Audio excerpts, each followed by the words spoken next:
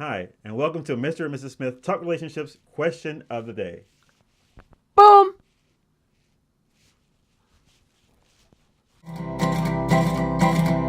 I ain't gonna argue, I ain't gonna fight. I gave up. And today's daily question comes from Zahid from Chicago. What do you do when your spouse is advocating for the oldest child, 21 years of age, to keep receiving financial support from us, even though she is irresponsible with money and flunked out of college? Ooh. My parents would just stare at me and look at me like, what? No. Education is really important. Me coming from another country, immigrant in America, like it's always been like my parents like, you have to go to school. Yeah, school is really important. Ever since I was a kid, my mom always told me the importance of school. When we're kids, we think we know it all.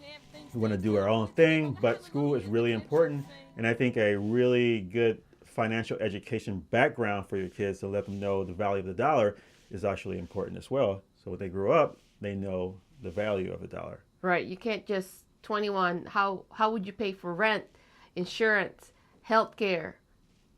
Being an adult is really, it sucks. It's hard. Like if our parents lived here, we probably would move in with them because then we don't want to pay. I mean, we don't realize when we're young, we don't realize what adulthood really means, and we think it's just freedom. We want to do everything we want to do, but we don't realize that what comes with that freedom is, like you said, bills. We got payments and all these other responsibilities that we have to do. We have to go to work every day. We can't take naps noonday like we used to when we were kids. But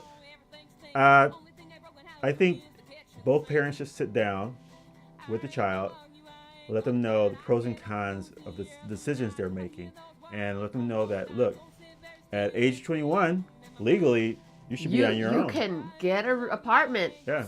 See what it's like to be out there in the world. Yeah. Pay your own cell phone bill. Or you can do this. You can stay here, but you're going to pay rent. Right. Pay rent, pay for food. You can stay here, you can have food, but you're going to pay for it. Pay for electricity. Pay for all these things. That you want cable, you pay for it. That way you can teach them the value of the dollar, and they'll say, well, I didn't realize you guys actually did all this for me. Right. So it's not actually free. You guys work 8 hours or 10 hours a day so I can have these things. And one day let her know that you're going to have to work so your kids can have these things as well. So. Right. And maybe like she can volunteer or send her to help the missionary trips. Yeah, feed the homeless. And Soup at the soup kitchen. And then she'll see what it's like, when you don't have anything and you have to go to places like that to help other people that are like in transitionary mode. I guess that's the word I'm saying. I don't know. I don't know what you're talking about. So anyways, that's it. So keep it real. Hopefully we help you out. It's been real.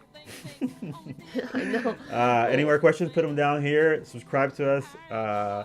Go to our Facebook page. Look our stuff up. Wait. And what? We have to go because the light bill. Oh, we got to pay the light bill. Yeah. I got to go to work. Look, guys. Bye. Gotta go. I Bye. ain't gonna fight. I gave up doing the other night. Everything's wrong, everything stinks. The only thing that broke a hallelujah is the kitchen sink. Hi, and welcome to Mr. and Mrs. Smith Talk Relationships Question of the Day. Boom! You did that already. Oh, sorry. Let's do it again.